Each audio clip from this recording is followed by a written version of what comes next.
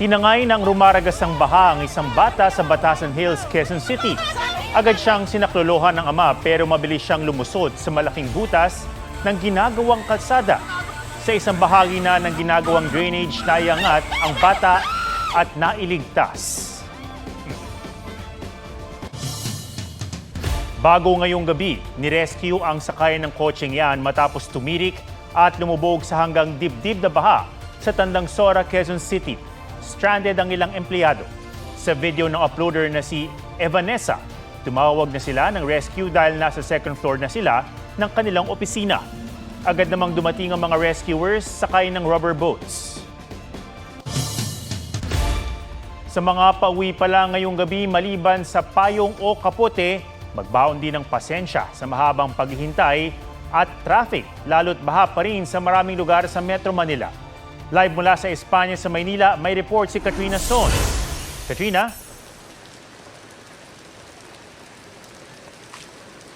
Atom, nakaranas mas stranded at nahirapang makauwi ang ilang mga commuters dahil nga sa tuloy-tuloy na pag-uulan dito sa Maynila.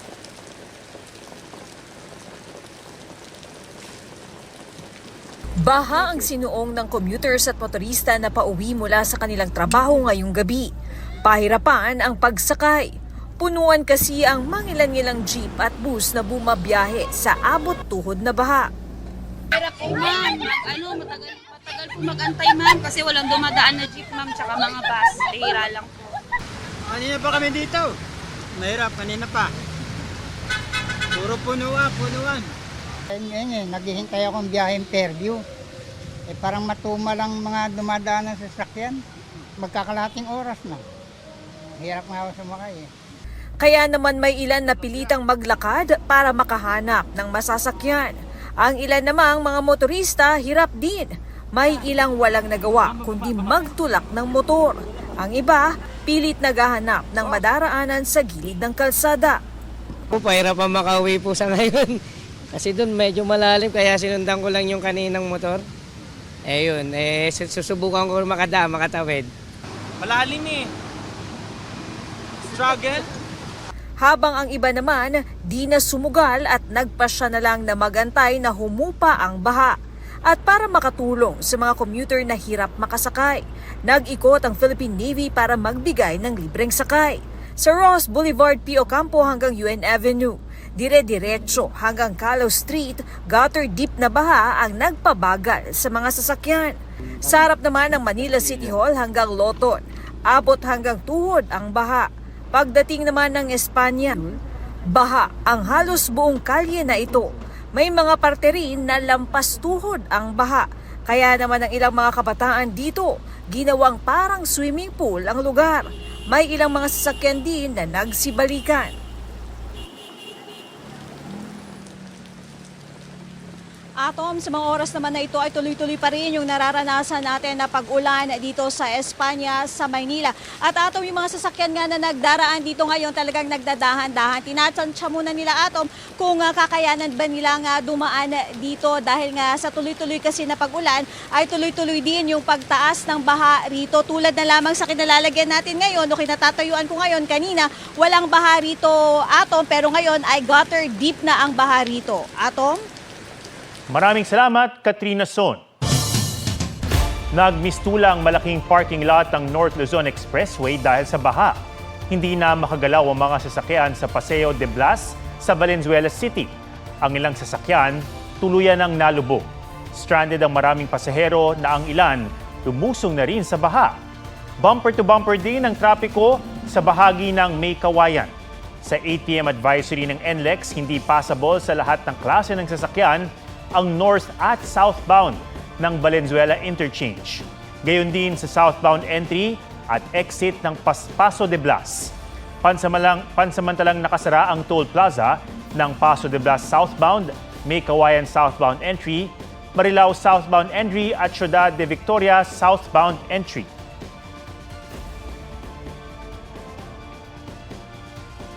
At kaugnay ng sitwasyon ngayon sa NLEX, makakausap natin si Robin Ignacio, Senior Manager for Traffic Operations ng NLEX. Magandang gabi po. Good evening po. Good evening po. Good evening, sir. Kamusta po yung mga non-passable areas ng NLEX ngayon? Baha pa rin po ba? At Opo. bumababa yung baha kahit papano? Yes, sir. Sa ngayon po, ang hindi passable talaga is itong ilalim po ng Paso de Blas dito sa Valenzuela Interchange. At yun po nag-umpisa mga around 6:40 po kanina, impassable na po talaga to sa lahat ng klase ng sasakyan. At maging hanggang ngayon, itong entry ng southbound at saka northbound ay hindi pa rin po nagpapapasok at talagang wala pong makakadaan dito. So ang ginawa po namin ay nagbukas na po kami ng mga median barriers para po yung galing pong Maynila, pwede na pong mag-U-turn at bumalik po ulit ng Maynila. Earlier din po, nagkaroon din po tayo ng pagbaha dito sa Balintawak Cloverleaf, pero mga around 8 p.m., passable na po ito sa lahat ng klaseng sasakyan. So pwede na pong mag-U-turn ulit at bumalik ng Metro Manila.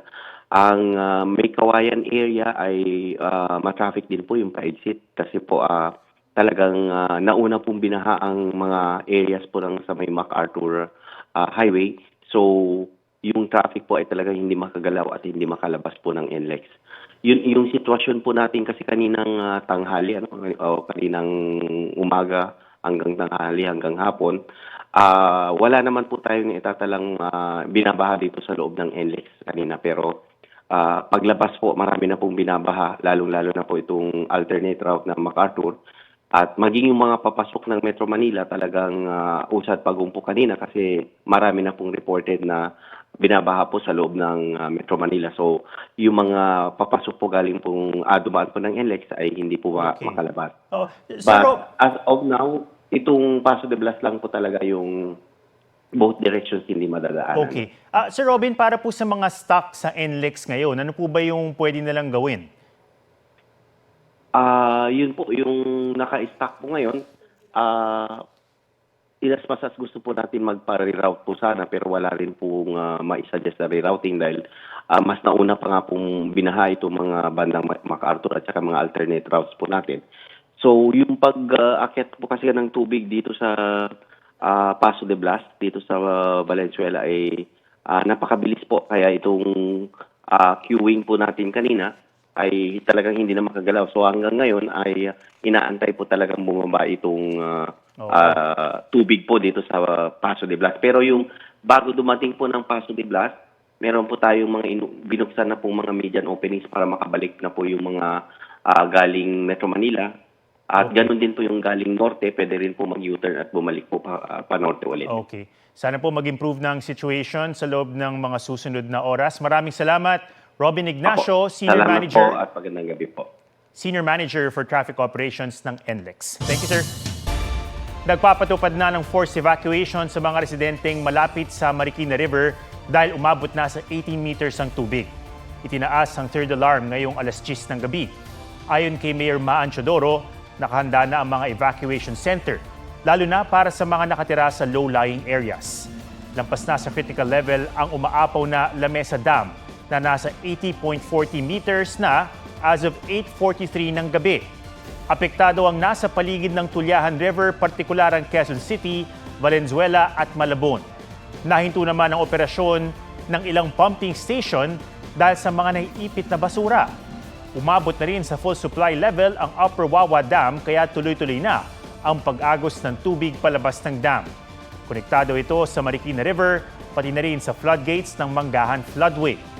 Pinaalerto ang mga residente sa mabababang lugar, lalo na sa mga bayan ng San Mateo, Montalban, Taytay at Cainta na malapit sa mga ilog at sa Marikina River. Pinaybay ng GMA Integrated News ang bahagi ng Macabebe, Pampanga na lubog sa baha dahil sa high tide na mas pinalala pa ng matinding ulan. Pinasok na ang mga bahay pero may mga residenteng ayaw pa ring lumikas. May live report si Nico Wahe. Nico? Atom, abot baywang na baha ang namemerwisyo ngayon sa barangay sa Plad David dito sa Macabebe, Pampanga. Pero Atom, yung tubig baha na yan ay hindi lang ngayon namemerwisyo na masama ang panahon, kundi mag-iisang taon na pala. Sa gitna ng dilim, kasabay ng malakas na ulan na may kasamang kulog at kidlat, binaybay namin ang kalsadang ito na mistulan ng ilog sa Macabebe, Pampanga. Mga kapuso, pasado alas 8 na ng gabi at sakay tayo ng bangka na walang katig at papasok tayo doon sa barangay sa Plad David na ang pinaka-bahaang lugar dito sa barangay Macabebe. Ayon sa MDRRMO, nasa bandang baywang na yung tubig dito sa barangay sa Plad David. At titignan natin ang sitwasyon nila na ayon sa kanilang kapitan, ang tubig sa kanilang barangay, lalo na sa kalsada, ay tumatagal ng hanggang 1 taon. Ang mga residente sawa na raw sa ganitong sitwasyon. Sobrang hirap po yung mga namin, puro alipungan na. Si Casey, kaligtasan ng mga anak ang inuna matapos pumasok ng tubig sa kanilang bahay. Lilipat po kami kay nanay. Lubog po, wala na kaming matulugan. Ayon sa kapitan ng barangay, noong January 9 pa huling nawalan ng tubig sa kanilang barangay. Yung tubig namin dito sa daan namin, mag-1 taon na yan eh. Nadadagdagan na lang. Pag umulan na ganyan, pag may bagyo, lumalaki. Sa amin pumupunta yung tubig. Sa ngayon, 8 pamilya nang inilikas nila. Maraming residente ang piniling manatili na lang sa bahay dahil sanay na. Sa katabing barangay Takasan na una na naming pinuntahan, baha rin. Nakabangka na ang ilang residente. Pinasok na rin ng tubig ang ilang bahay. Pero marami sa mga residente hindi na lumilikas. Sanay na po kami sa ganito. Ayun po, nagtataas na mga gamit. May ilang residente naman inunang asikasuhin ng kabuhayan. Yung mga pispan na lang ang nilalambatan. Nilalambatan kasi? Lumalabas yung mga pakawalang talapia at saka ipon. Ang ibang tilapia, inuwi na lang nila para may maulam. Unang-una po, we are kaulahing town po, no? Sa coastal town po kami na Pampanga, kasama po namin itong bayan ng Masantol at Saswan. So, kami po ang pagsakan ng tubig from the Pampanga River Basin using the Pampanga River as the main drainage, no? Papuntang dagat. Sanay na raw ang mga taga rito kaya hindi lahat gustong lumilikas. 71 individual ang piniling lumikas sa ngayon. Pero handa raw ang LGU sakaling may kailangang ilikas. Sa barangay Santa Maria sa bayan ng Minalin, lubog na ang kalsada. Maging ang elementary school ng Santa Maria, binaha na. Ang barangay San Isidro hanggang tuhod na ang tubig. May ilang bahay na pinasok na rin. Atom, nakabalik naman na kami rito sa may bandang barangay Takasan, yung mas mababang baha na kesa doon sa barangay sa Plad David. At mula nung dumating kami dito, bandang alas 5:30, malakas na talaga yung ulan at magpahanggang sa mga oras na ito ay malakas pa rin. Kaya yung ilog na nasa aking likuran ngayon ay talagang umapaw na at kapantay na nung kalsada. Itong tinatayuan ko nga ay punong-puno na rin ng tubig. Kaya yung barangay naka-standby para sakaling may gustong lumikas ay ready sila. Atom. Maraming salamat at ingat kayo dyan, Nico Wahe. Pahirapan ang pag-uwi ng ilang estudyante dahil sa baha na nang magsuspinde ng klase. Kabilang naman sa lumikas sa Quezon City ang isang bedridden stroke patient. May report si Marisol Abduraman. Tukod ang trapiko sa bahaging ito ng Commonwealth Avenue sa Quezon City dahil sa baha. Binagsagang pinakamalapad na highway pero kanina, Sobrang baha. nagsiksikan sa inner lane ang mga sasakyan, lalo't galing sa kabilang gilid ang dumadaloy na tubig. Ang mga estudyante, nahirapang umuwi dahil sa late na anunsyo na walang pasok. Nag-suspended po kasi yun nung pauwi na po kami. Last subject na po yun. Tapos doon na po nalaman namin na baha na rin dito. So paano ka makakauwi? Hindi ko po alam. Dapat dineklara na suspended sa klase kanina pang umaga. Wawa na may mga anak ko. Abot bewang na ang bahang nilusong ng mga estudyante sa General Luis Novaliches. Nagkumahog naman sa pag-evacuate ang komunidad sa gilid ng Dario Bridge nang biglang tumaas ang tubig ng San Juan River. Kabilang sa inilikas kanina ang bedridden at stroke patient na may tubo pa sa ilong. Sa Maynila, halos mag-zero visibility sa lakas ng ulan kaninang umaga.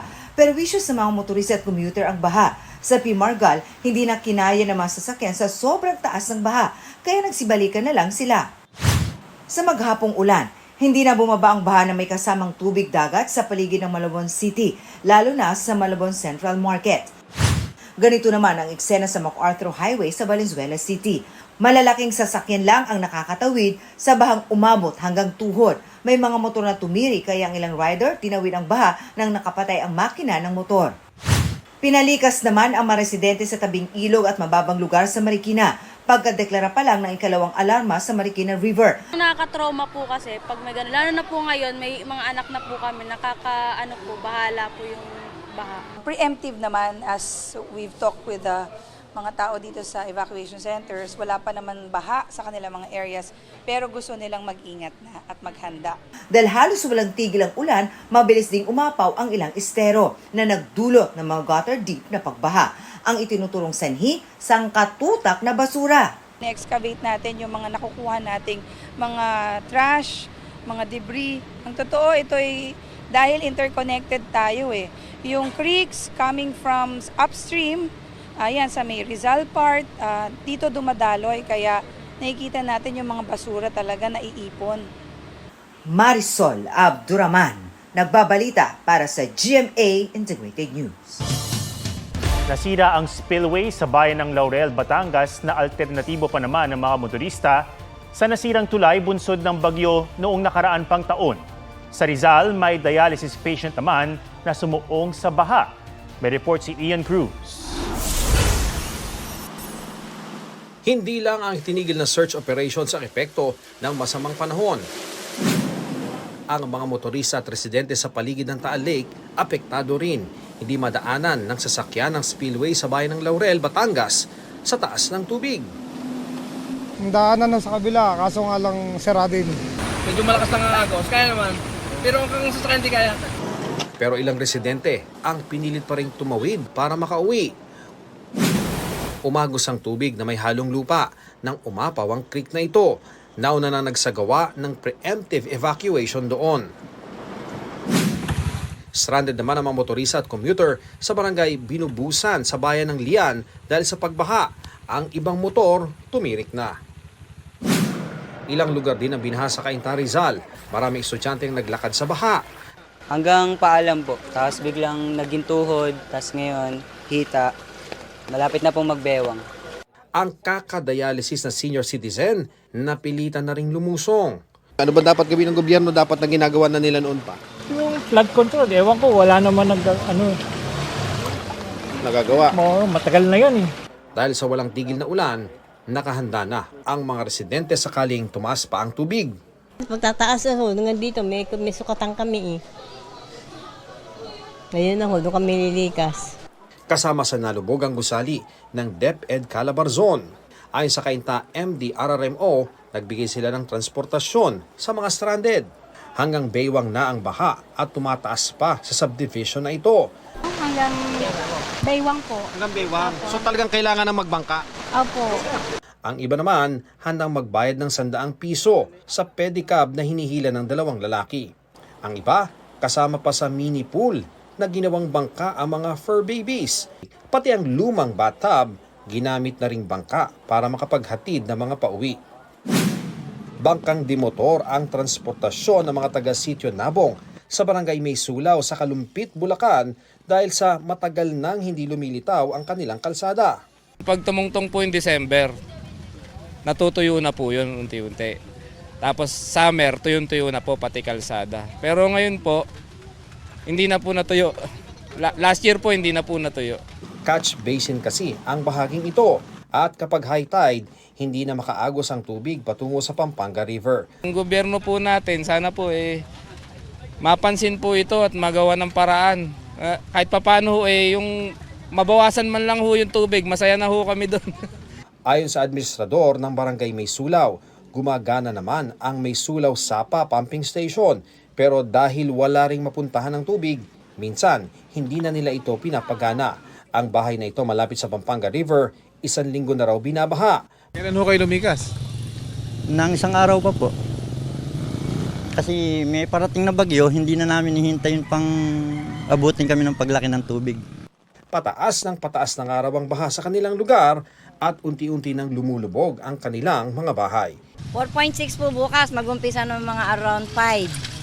Palaki ng palaki, pero dati pagka high tide lang, hindi ho lumalaki, may halong tubig nang gagaling ng itaas. Ian Cruz nagbabalita para sa GMA Integrated News. Huwag magpahuli sa mga balitang dapat niyong malaman. Mag-subscribe na sa GMA Integrated News sa YouTube.